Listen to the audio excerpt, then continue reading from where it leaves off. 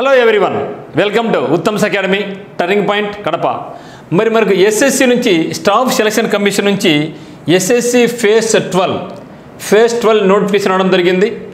Complete details, ఎంత vacancies ఉన్నాయి, ఏ డిపార్ట్మెంట్లు ఉన్నాయి, ఇంపార్టెంట్ డేట్స్, ఎగ్జామినేషన్స్ అయితేనేమి, లాస్ట్ డేట్ అయితేనేమి, అన్ని కంప్లీట్ డీటెయిల్స్ ఉన్నాయి. మరి జాగ్రత్తగా గమనించండి ఇక్కడ. సో ఇక్కడ to be uploaded on the website of SSC on 26/2/2024. Okay, so already నాకు అప్లోడ్ అయిపోయిందండి.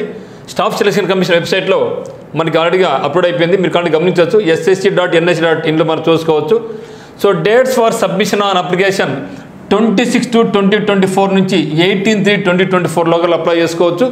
సో ఆల్రెడీ అప్లికేషన్ అయితే ఆన్లైన్ అయిపోయింది, స్టార్ట్ అయిపోయింది. సో మనం 18th మార్చ్ లోపల మనం అప్లై చేసుకోవాల్సి ఉంటుందన్నమాట. మరి చూస్తే ఇక్కడ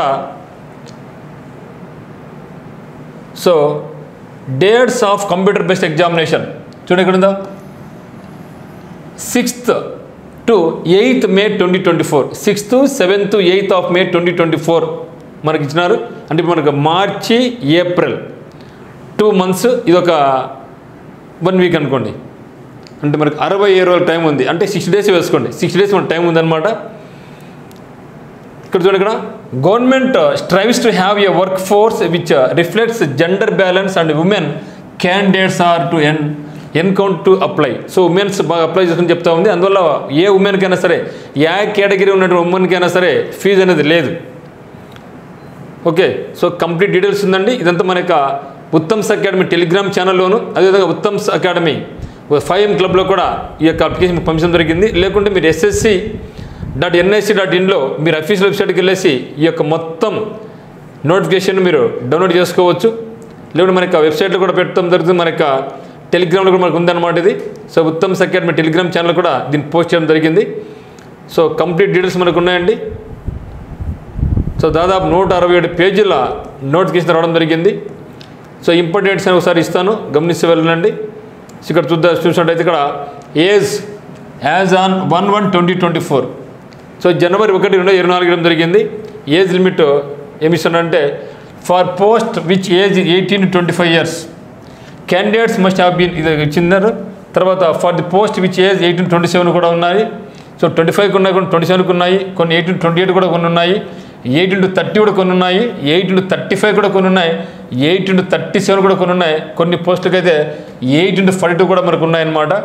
for the post which age కొన్ని 20 to 25 ఉన్నాయి, 21 to 25 కూడా ఉన్నాయి, 21 to 27, 21 to 28, 21 to 30 కూడా ఉన్నాయి.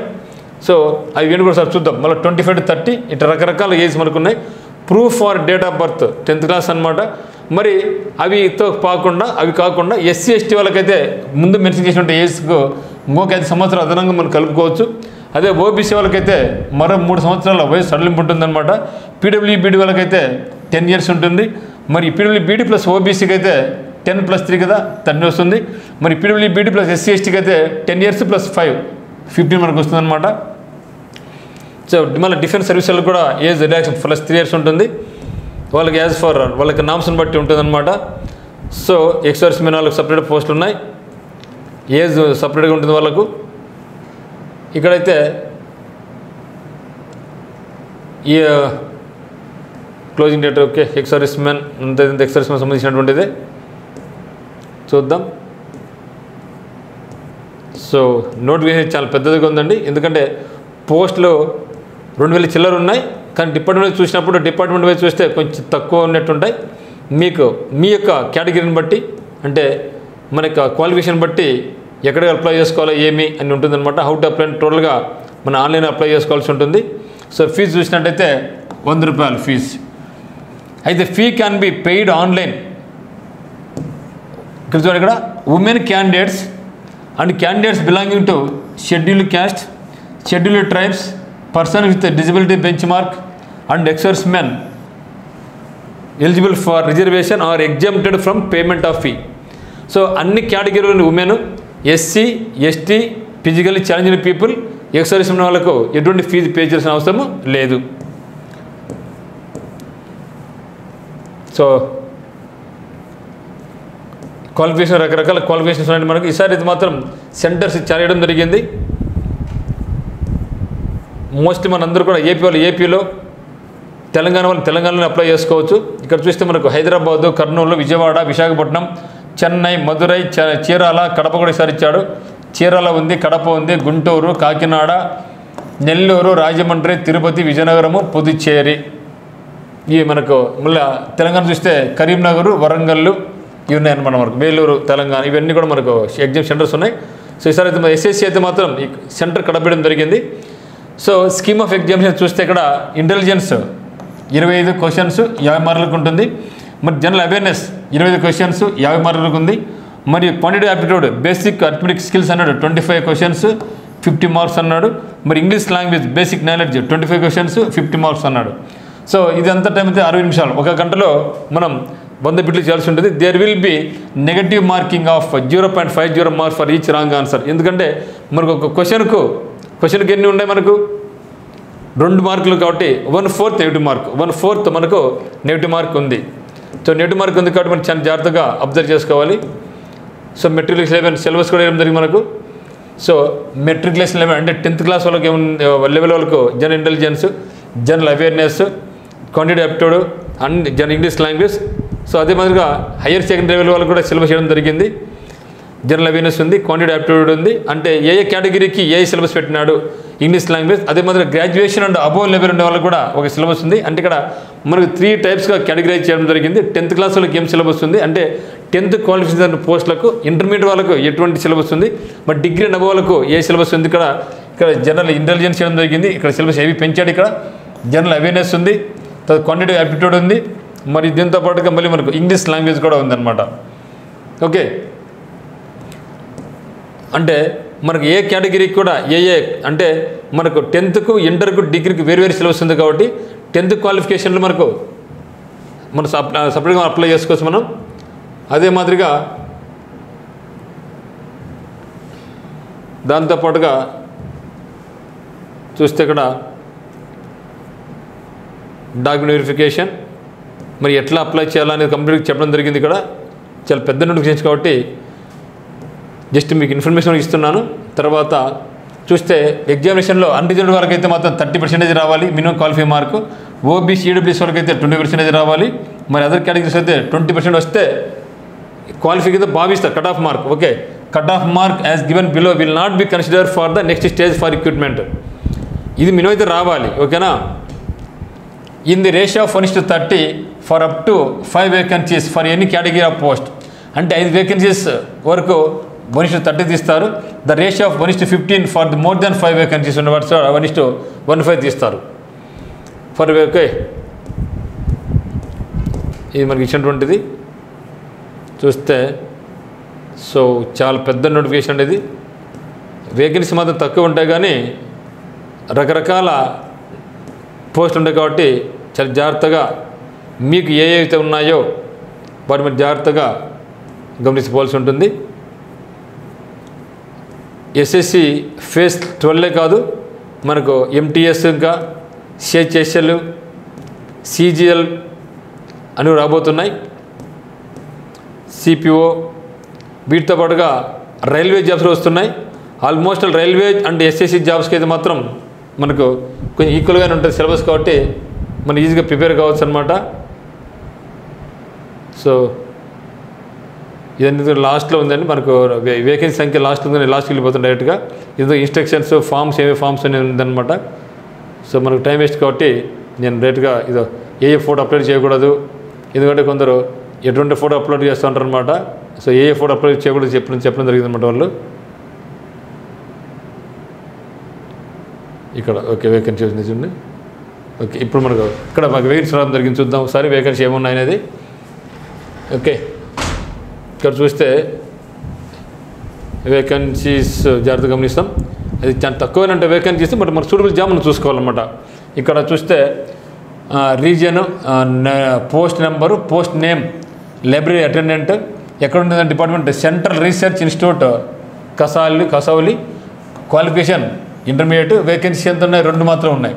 ఈ విధంగా చూస్తే మనకు కొన్ని హయ్యర్ వేకెన్సీ ఉంటాయి. అంటే దీన్ని బట్టి మీరు ఏం చేయాలంటే మీకు కేటగిరీకి మీ యొక్క దాన్ని బట్టి జూనియర్ టెక్నికల్ అసిస్టెంట్ అని, అకౌంటెంట్ అని, లెబొరేటరీ అటెండెంట్ అని, అసిస్టెంట్. ఓకే, ఇవన్నీ ఉన్నాయి. ఓకే, సో అన్నీ కూడా చిన్న చిన్న పోస్టులు ఉంటాయి, అంటే మంచి శాలరీనే మళ్ళీ. కాకపోతే వేకెన్సీస్ చూసినట్లయితే మనకు తక్కువ అనిపిస్తుంటాయి అనమాట. సో వేకెన్సీ కొన్ని మాత్రమే ఉంటాయి మనకు. ఇక్కడ 10 ఉంది, ఇక్కడ 12 ఉన్నాయి. ఏంటివి 10 అంటే డ్రిల్లర్, మెకానిక్ అని, లైబ్రేరియన్, ఇన్ఫర్మేషను. సో అన్ని రకాల జాబ్స్ ఉంటాయండి. అన్ని కేటగిరీ వాళ్ళకు ఇక్కడ చూసినట్టు assistant communication officer, minister of affairs, okay, home affairs, graduation above, okay, graduation వాళ్ళు మాత్రం అప్లై చేసుకోవాలి. సో ఈ విధంగా మనకు ఇక్కడ చూసే 15 వేకెన్సీస్, గ్రాడ్యుయేషన్ అబోవ్ క్వాలిఫికేషన్. ఎక్కడైతే data processing assistant grade A, salary వచ్చేసి మనకు లెవెల్ 6 శాలరీ అంటే చాలా ఎక్కువ ఉంటుంది మనకు. సో ఈ విధంగా మనకు అన్ని రకాల పోస్టులు అన్ని 1, 2, 10, 10, 20 ఎట్లుంటాయి, కానీ మనకు నచ్చింది మనం అప్లై చేసుకోవచ్చు అనమాట. కాంపిటీషన్ కూడా ఇది తక్కువ ఉంటుంది. కాంపిటీషన్ మిగతాతో పోల్చినప్పుడు ఇది చాలామంది అప్లై చేయరనమాట. సో అటువంటి చోటనే మనం అప్లై చేసుకొని మనం సక్సెస్ కావచ్చు. గతంలో చాలామంది మాకు ఏమొస్తలే అనుకుని అప్లై చేశారు, కానీ జాబ్ చేస్తున్నారు అనమాట. ఇక్కడ చూడండి, ఇక్కడ 24 వేకెన్సీ ఉన్నాయి. ఇక్కడ దీనికి క్వాలిఫికేషన్ గ్రాడ్యుయేషన్ అబోవ్, పేరు ఏమంటే అసిస్టెంట్ ఫీల్డ్ ఆఫీసర్. ఎక్కడ soil and land use of survey, okay. ఇక్కడ ఎన్ని గ్రాడ్యుయేషన్ అనమాట, ఓకే. ఇక్కడ చూస్తే 17 ఉన్నాయి. ఏ గ్రాడ్యుయేషన్. పోస్ట్ నేమ్ అంటే data entry operator grade A, office of the registrar general. So మంచి డిపార్ట్మెంట్ అనేది. సో ఇటువంటి తర్వాత ఇక్కడ చూస్తే 27 ఉన్నాయి. ఇవి కూడా గ్రాడ్యుయేషన్ అబోవ్. ఆఫీస్ సూపరింటెండెంట్ చూడండి, మంచి పోస్ట్ ఇది. సో లెవెల్ 6 అనమాట ఇది. ఈ విధంగా మనకు పోస్టులన్నీ చూసుకొని జాగ్రత్తగా గమనించుకొని ఏఏఈ గ్రాడ్యుయేట్లు ఉన్నాయి, ఏఏఈ ఇంటర్తో ఉన్నాయి, ఏఏ 10th క్లాస్తో ఉన్నాయి. అది మనం సిగ్రేట్ చేసుకొని చేసుకోవచ్చు. సో 10th లెవెల్తో ఉండేటన్నీ కూడా ఒకరోజు ఎగ్జామ్ ఉంటుంది. సో వేరు అప్లికేషన్ అవసరం ఉండదు.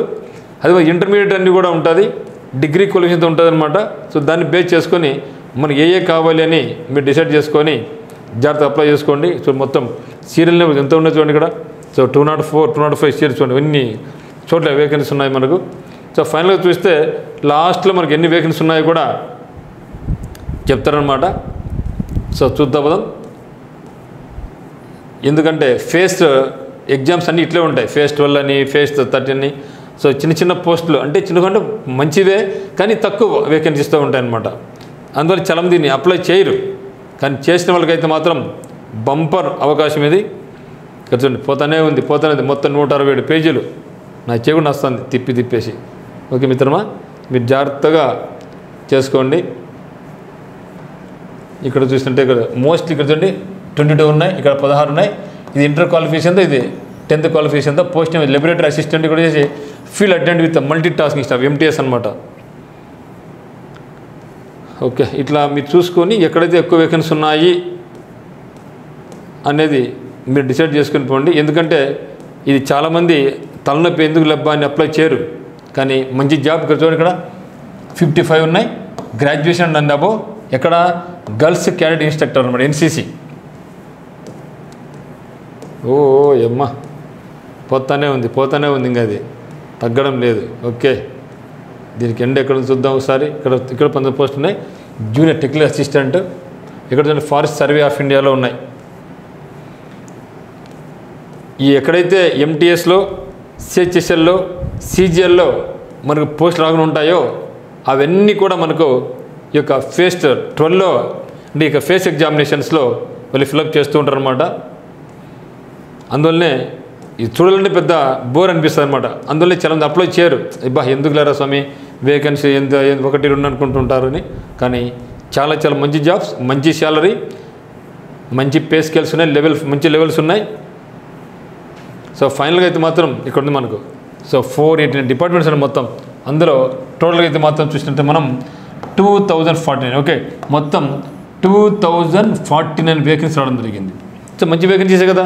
ఈవెన్ మనకు టెక్నీషియన్స్ వచ్చింది ఓన్లీ 9000 వచ్చినాయి, కానీ ఒక SSCలో మనకు ఇక్కడ వచ్చి మనకు 2049. మరి మనకు RPFలో వచ్చేది కూడా అంతే 2000, 4000 సంథింగ్. ఓకే, అంటే ఇది కూడా ఒక మంచి వేకెన్సీస్ మాత్రమే. 2000 వేకెన్సీ మంచిదే అని మనం భావించవచ్చు అనమాట. సో దీన్ని బేస్ చేసుకొని ఈ యొక్క మనకు ఉత్తమ్ అకాడమీలో కూడా ఈ యొక్క PDF పెట్టడం జరిగింది. అది లేకుంటే మీరు ssc.nic.in